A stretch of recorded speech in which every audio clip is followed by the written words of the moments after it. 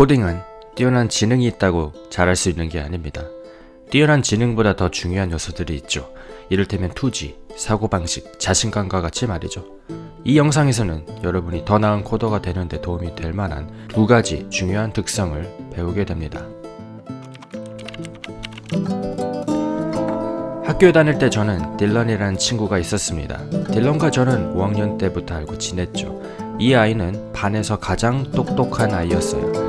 숙제나 시험 준비가 필요할 때면 모두가 그를 찾아가곤 했습니다. 재미있는 점은 딜런은 공부를 열심히 하지 않았다는 거예요. 그럼에도 그의 높은 지능 때문인지 그는 어떤 개념에 대해 한 번만 읽거나 들으면 너무나도 쉽게 그 개념을 습득하는 친구였죠. 딜런은 모든 과목에서 1등을 했어요. 그는 특히 수학을 잘했는데 우리가 8학년이 되었을 때 딜런은 이미 대학 수준의 수학을 하고 있었습니다. 고등학교 졸업 후 딜런은 영국에서 가장 유명한 대학 중 한 곳에서 장학금을 받으며 다니게 되었죠. 졸업 후 얼마 지나지 않아 그와 이야기를 나눴을 때 그는 소프트웨어 엔지니어가 되기 위해 프로그래밍에 도전할 거라고 말했습니다.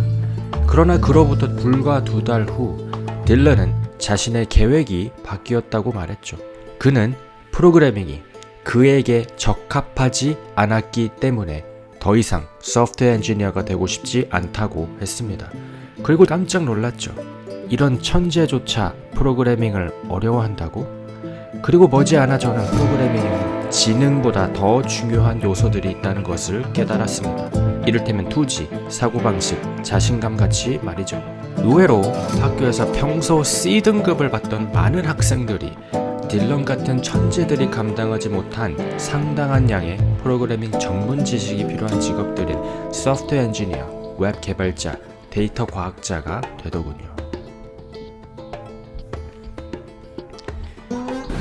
딜런은 무엇이든 빨리 배우고 노력하지 않고도 좋은 성적을 받던 친구였습니다. 그는 좋은 두뇌를 가지고 있고 다른 사람들보다 똑똑하다는 이유로 끊임없이 칭찬을 받던 아이였습니다. 그러다가 딜런은 생애 처음으로 코딩을 배우면서 어려움을 겪은 것이죠. 그는 좌절했습니다. 기본적인 작업을 오류 없이 수행하려고 애썼지만 계속해서 오류가 났죠. 해답을 찾기 위해 웹을 뒤졌을 때 인터넷상의 수많은 사람들이 그가 이해하지 못하는 프로그램을 너무나도 수월하게 작성하는 것을 보며 그는 프로그래밍이 자신에게 적합하지 않다고 결정지었습니다. 사람들은 프로그래밍 세상에는 두 가지 유형의 사람들이 있다고 말합니다. 프로그래밍에 적합한 사람과 그렇지 않은 사람이죠. 그리고 맞습니다. 프로그래밍에 적합한 사람들이 분명 존재합니다. 그러나 그들이 프로그래밍에 적합한 이유는 뛰어난 지능 때문이 아닙니다. 그들이 프로그래밍에 적합한 이유는 그들은 하루아침에 코딩을 마스터할 수 없다는 걸 받아들였기 때문입니다. 많은 인내와 노력을 감내하죠. 즉, 그들은 성장 마인드셋을 가지고 있습니다. 성장 사고방식이 있기에 개념이 이해되지 않고 오류가 발생해도 그 실패들을 두려워하지 않습니다. 오히려 실패를 통해 무언가를 배우고 성장할 수 있는 기회로 보죠.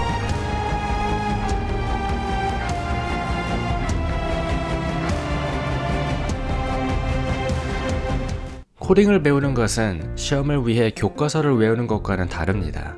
몇 주 동안 공부 과정을 마친 후에 바로 풀스택 애플리케이션을 구축할 수는 없습니다. 계속해서 꾸준히 반복해야 하는 운동입니다.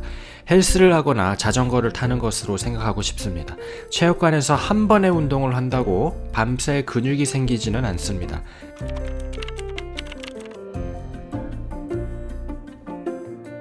코딩을 시도했지만 비참하게 실패한 적이 있습니까? 도저히 뚫을 수 없는 장벽이 당신을 두려움, 불안, 낮은 자존감으로 가득 채웁니까? 다른 사람들은 너무나도 쉽게 아마존, 페이스북, 트위터에 취직하는 모습을 보며 좌절한 적이 있습니까? 이런 느낌이 든다면 당신은 혼자가 아닙니다.